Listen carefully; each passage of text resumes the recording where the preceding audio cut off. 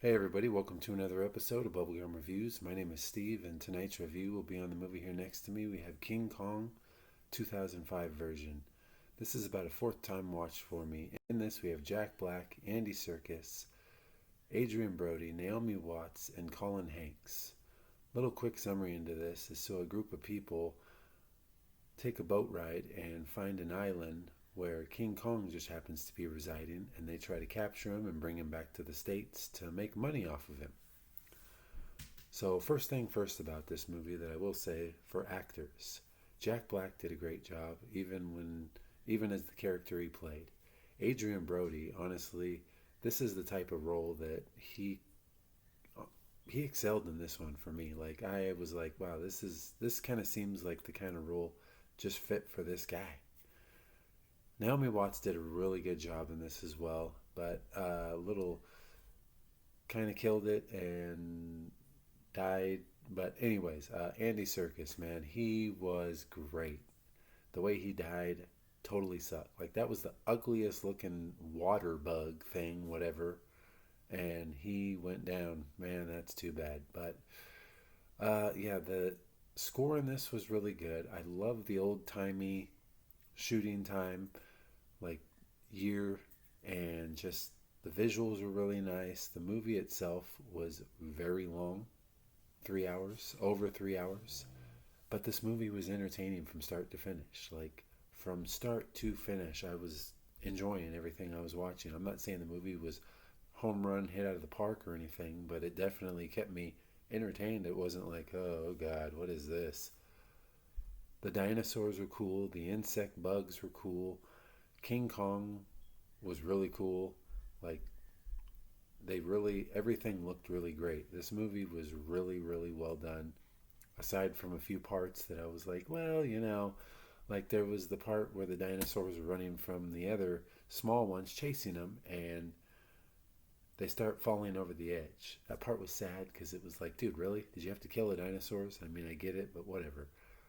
The guy that literally was running on the edge of it, and there was pieces falling below him, and he's sitting there jumping from piece to piece. I'm like, dude, what in the world? Am I playing Uncharted 3 here or what? There was like other little things here and there, but overall, man, I would recommend this to anybody that hasn't seen it. I know if you literally pick like go deep into it and pick out certain stuff, I'm sure there's other stuff that you can find, but for me, I had a very enjoyable time watching this. Uh yeah, I mean, the other thing was the fight between the dinosaur and King Kong. That was super sweet. That was a lot of fun. And man, this movie was like an adventure. It really was. They needed to go make a ride at Disneyland for this. That was so cool. Director in this, we have Peter Jackson, who did the movies The Lord of the Rings and The Hobbit. I'm sure most people are familiar with that stuff because it's pretty popular.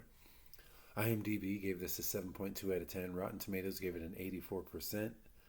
There is no video hound on it because this book came out before the review. Bubblegum Reviews gave it an 8 out of 10. As I said, movies are really well done. I mean, entertaining. Jack Black is a lot of fun. Pretty much all the cast actually is really fun. The movie itself is really enjoyable. It's quite the adventure, and yeah, it's I kind of like the guy that's like obsessed with himself. When the dude like scrapes the mustache on him, and then he starts doing this, like ooh. That was pretty funny too. Box office 556.9 mil on a budget of 207. So it made 349.9 million. Not bad money. Back in '05. Wow. My interesting fact on this is so apparently they used what was it? A lion's roar played backwards at half speed to have King Kong's roar. I kind of wish I would have looked that up before I watched the movie because now I literally am gonna have to go on there and just listen to it just to be like, holy crap, that kind of does sound like that. But yeah, this movie's very, very enjoyable. If you haven't seen it, definitely give it a watch. I even like this part right here when he's on top of the tower and the planes are sitting there shooting at him. The one thing that I totally forgot to say, but I will say, King Kong did not have to die.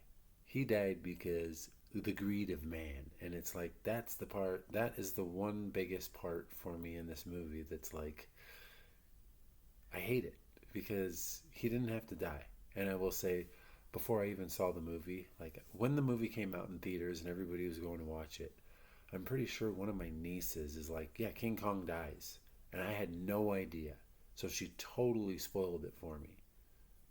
If she actually watches this, I kind of hope she does, just so she can listen to this and be like, "Yeah, I remember that." But she probably won't. But anyways, yes, that's it for that. Up next is going to be this one. There Will Be Blood with Daniel Day-Lewis. That's I've seen that one. It's definitely a good movie, but I need to rewatch it. And then I also have this one after it, Behind Enemy Lines. I haven't seen this in so long. I need to re-give that one a shot, or not a shot, but rewatch it to see if I even enjoy it or whatnot. But that is it for tonight. You guys have a good night. Like and subscribe. Check out my letterbox. Check out my eBay. And if you're into books, go check out my page, because like I said, I just put about 100 and something of them on there. That's it. You guys have a good night, and bubblegum out.